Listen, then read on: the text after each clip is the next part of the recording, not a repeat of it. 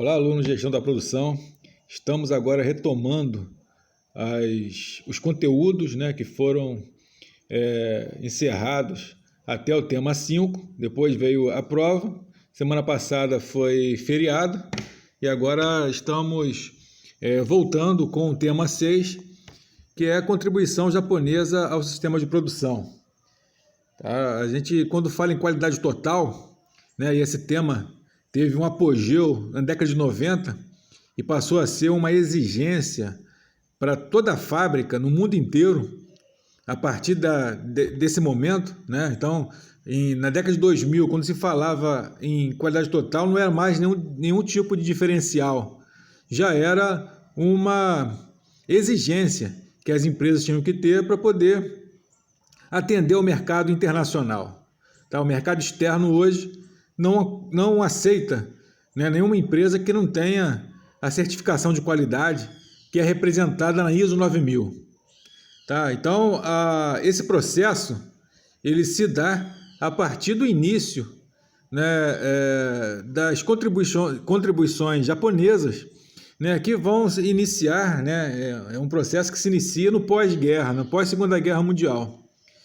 No final da Segunda Guerra Mundial, muitos consultores norte-americanos foram para o Japão, no intuito de reestruturar a economia japonesa, que estava dilacerada pela guerra, as bombas de Hiroshima, Nagasaki, as bombas incendiárias em Tóquio, destroçaram o país e ele precisava ser reconstruído. E essa reconstrução se deu por empreiteiras norte-americanas e também por consultores norte-americanos. Tá?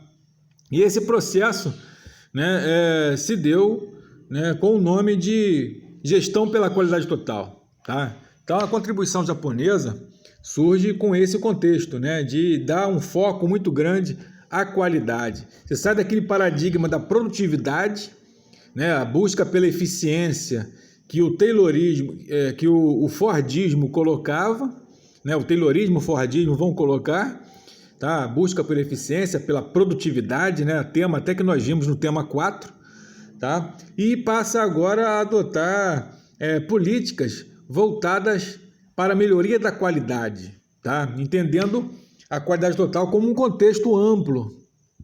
Tá? Nós vemos aquele diagrama, aquele organograma em rede, em sala de aula, mostrando o quanto que hoje o processo produtivo ele tem que estar interagindo com outros setores da organização. Tá? Então, quando a gente fala em qualidade total, não é somente o sistema de produção. Tá? Tem uma interface grande com os fornecedores, com o sistema de pesquisa e desenvolvimento da empresa, o setor de pesquisa e desenvolvimento, o P&D, com concorrentes. Você pode desenvolver parcerias para desenvolver novas tecnologias com concorrentes. Tem o sistema de marketing, tá? O setor de marketing que dá um feedback muito importante para a empresa aprimorar o seu processo de melhoria contínua. Tá? Então, vocês reparem que o termo qualidade total se dá essencialmente por conta dessa ideia, de que se pensar a qualidade não é pontual, é total, é toda a empresa, inclusive interagindo com outros setores, com concorrentes, com acionistas, com entidades de desenvolvimento de tecnologia, universidades, para promover e melhorar a qualidade. Tá? Então, é um processo amplo, por isso então é chamado de qualidade total. Tá? Bom, então a contribuição japonesa, como eu falei, se dá a partir das influências dos consultores norte-americanos. Os dois principais nomes aí são Demi e Juran. Tá? Esses dois nomes eles vão ser importantes porque vão levar aquilo que eles tinham desenvolvido em seus estudos, mas que não tinham a oportunidade de colocar em prática no sistema taylorista, fordista nos Estados Unidos. Tanto Deming quanto Juran, eles não tinham espaço para colocar em prática as suas teorias, tá? E viram uma grande oportunidade de o fazê-lo no Japão. Né? Alguns conceitos aí que a gente vai ver a seguir, né? O primeiro conceito aí é o Kaizen, a ideia de melhoria contínua. Tudo pode ser aprimorado, tudo pode ser melhorado, né? Nada é perfeito, sempre há a possibilidade de melhoria, tá? Então o Kaizen é a filosofia do sistema de produção japonês que trabalha com a perspectiva da melhoria contínua. Tudo pode ser aprimorado, tudo pode ser melhorado, tá? É isso que caracteriza a própria ciência, né? A ciência não é estática, é dinâmica, ela visa se superar. Não existe nenhum paradigma da ciência que diz agora estamos na fase final, né? Chegamos no auge. Não existe isso, né? Há sempre uma melhoria, algo a ser descoberto, uma inovação, uma novidade, né? E dentro do sistema de produção, o Kaizen leva a isso, né? O que pode ser aprimorado, o que pode ser melhorado. Nada é perfeito, tudo pode ser mudado, né? Melhorado, aperfeiçoado, tá? Então a filosofia Kaizen envolve esses fatores, tá? O outro aspecto é a housekeeping, né? Que trabalha com a ideia da arrumação da casa, tá? É um ambiente limpo, um ambiente em que esteja tudo no seu lugar, bem arrumado, porque isso melhora tanto a produtividade quanto a qualidade, né? Então, um dos processos aí que são decorrentes da housekeeping é justamente o 5S, né? Que também é uma filosofia japonesa que nasceu no bojo aí da qualidade total, que trabalha com o princípio de arrumação, de manutenção dessa arrumação, né? Então você imagina uma oficina mecânica toda desarrumada, né? Isso atrapalha a produtividade porque o mecânico vai ficar procurando as ferramentas, talvez as peças, né? Isso compromete a qualidade porque no ambiente desarrumado ele se perde, né? Então compromete tanto o desempenho quanto a eficácia organizacional, né? Então, o housekeeping trabalha muito com essa ideia de arrumar a casa, de arrumar o espaço de trabalho para que melhore a produtividade e também, né, a qualidade do processo produtivo. E outro conceito que nós até conversamos em sala de aula é o just in time, né? O just in time vai trabalhar com a ideia do tempo certo, né? O Japão carece de espaço, né? O espaço lá é muito caro, o espaço é muito raro, né? E por isso precisa otimizá-lo, tá? E a melhor maneira então é construir estoque mínimo, né? A quantidade menor de estoque possível. Quanto menos estoque, menor para reduzir o custo operacional, tá? Mas para que haja esse estoque é necessário que a empresa, né, receba os seus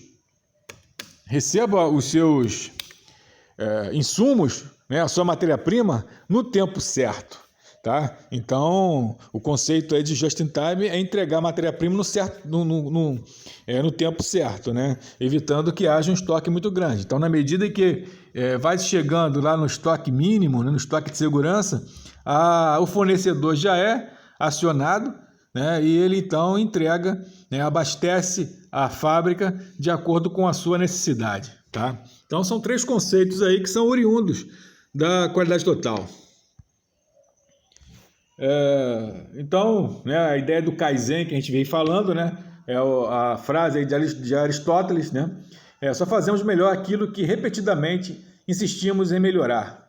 A busca da excelência não deve ser um objetivo, e sim um hábito, né? Então, né, eles têm lá uma cultura, né, de estar sempre se aprimorando, tá? Um tempo atrás eu estava conversando com um aluno e ele trabalhava numa concessionária da Honda e eles fazem a cada 2 anos um brainstorm internacional com todos os gerentes de concessionárias para ver o que pode ser melhorado nos modelos dos automóveis, tá? Então, ou seja, imagina um Honda Civic, né? A gente já imagina, pô, não tem nada que ser melhorado ali, é um design bacana, é um motor altamente potente, né? Mas sempre pode ter um aperfeiçoamento, sempre tem que ter algo a ser modificado, até porque, né, quem consome um automóvel desse quer mudança, quer trocar de carro a cada 2 anos, tá? E aí a necessidade de haver essa alteração, porque senão o cliente vai comprar do concorrente, tá? Então, esse conceito está até mesmo hoje impregnado na própria dinâmica de consumo dos clientes. Outro conceito aí importante, né, é o modo de gestão de uma organização centrado na qualidade, baseado na participação de todos os seus membros, visando sucesso a longo prazo, através da satisfação dos clientes, benefício para todos os membros da organização e para a sociedade, né? Ou seja, a ideia de qualidade total está muito assentada na contribuição que os funcionários dão para a melhoria contínua, tá? Um dos principais responsáveis por isso foi o Demme, né? E também o Juran, que vão trabalhar com a perspectiva de incluir os trabalhadores no processo de decisão, né? Entendendo o seguinte, como que pode haver um aperfeiçoamento de um processo produtivo se aquela pessoa que opera não está presente, né? Então, quem conhece o processo produtivo, quem conhece a máquina, quem conhece a matéria-prima, quem conhece o setor de produção, é o trabalhador, tá? Então, eles superam aquela lógica que existia no taylorismo, fordismo, de que trabalhador não pensa, trabalhador é preguiçoso, não gosta de dar ideias, não gosta de apresentar propostas, tá? O bom trabalhador é aquele que não dá ideia, né? O Taylor falava, né, que o trabalhador tem que ficar se comportando como se fosse máquina, né? Uma engrenagem da máquina. O Ford, dizia, né, que para certo tipo de trabalhador fazer ou pensar é um castigo, né? Então, ou seja, não via nenhuma perspectiva do trabalhador ser um instrumento de oferecer contribuições cognitivas e intelectuais, tá? E o sistema de gestão da produção muda isso, altera essa perspectiva, entendendo o trabalhador também como uma contribuição, né, cognitiva e intelectual. Bom, e aí você tem os colaboradores disso, né? O Shewhart, que é aí o grande professor do Demme, tá? Ele que vai desenvolver o conceito de ciclo PDCA, que a gente vai ver mais à frente, tá? Ele não foi assim um dos consultores, porque ele não foi para o Japão, embora tenha sido professor do Demme, né? Então ele aprendeu muitas coisas, desenvolveu aí também o PDCA, e depois o Demme vai implantar o processo, né, de PDCA no Japão. Aí você tem o Demme, né, o grande responsável aí por mudar esse conceito de qualidade, né? Naquele slide lá que falamos dos trabalhadores, tá? Ele vai inserir o trabalhador no processo produtivo. Mas, além disso, ele vai entender o conceito de qualidade ouvindo o cliente, né? Então, hoje a gente fala aí, né, é necessário ouvir o cliente, ter foco no cliente, saber o que o cliente quer, né? Isso é inaugurado com o Demme, tá? O Demme vai buscar entender o pensamento do cliente, ouvir o que ele tem a dizer, né? O que ele quer de fato, né? Qual é o produto que a gente tem que atender ao cliente, tá? Então o Demme ele muda bastante a perspectiva de gestão, né? Porque está muito focado, muito centrado no cliente. E temos aí o Juran, né? Que é outro colaborador importante para o processo de gestão da produção, tá? E o Juran vai contribuir com a sua famosa trilogia, né? A famosa trilogia do Juran, né? Que trabalha com a ideia de ter o controle, né? O planejamento, tá? O processo de monitoramento e controle da qualidade, tá? Então, para se estabelecer a qualidade, tem que planejar, e planejar está muito na perspectiva de ouvir o cliente, principalmente, né? Então o planejamento vai se dar muito em função disso, tá? Depois o monitoramento, né, e controle, e depois as mudanças que são feitas, né? Então, é a trilogia: planejamento, monitoramento e controle, e depois mudança. Tá? Então, e o outro colaborador vai ser o Ishikawa. O Ishikawa, ele já é um nativo, né, japonês, vai desenvolver basicamente várias das suas pesquisas na Toyota, tá? E ele vai apresentar, né, contribuir com o famoso diagrama de Ishikawa, também conhecido como diagrama 4M, né, ou 6M, tá? Inicialmente, onde você coloca fatores do processo produtivo para serem diagnosticados, né? Então, por exemplo, você tem lá o diagrama 4M, né, que deu origem a esse processo. Você colocava lá máquinas, método, mão de obra e matéria-prima, tá? Então, os trabalhadores, eles são especialistas nisso. Então, você colocava lá um conjunto de trabalhadores para discutir sobre máquina. O que cada um vai falar sobre aprimoramento da máquina, manutenção preventiva, tá? Para dar zero defeito no processo produtivo, não paralisar durante o turno de trabalho. Outros vão discutir sobre método, qual a melhor forma de produzir, aonde que a máquina deve ficar, de que maneira vai ser o processo, qual vai ser as etapas do processo. Então, um grupo ia discutir método. O outro grupo iria discutir mão de obra. Como qualificar melhor a mão de obra, como usar melhor a mão de obra, como se pode otimizar a motivação, né? Então, um outro grupo ia discutir mão de obra. E o outro grupo iria discutir matéria-prima.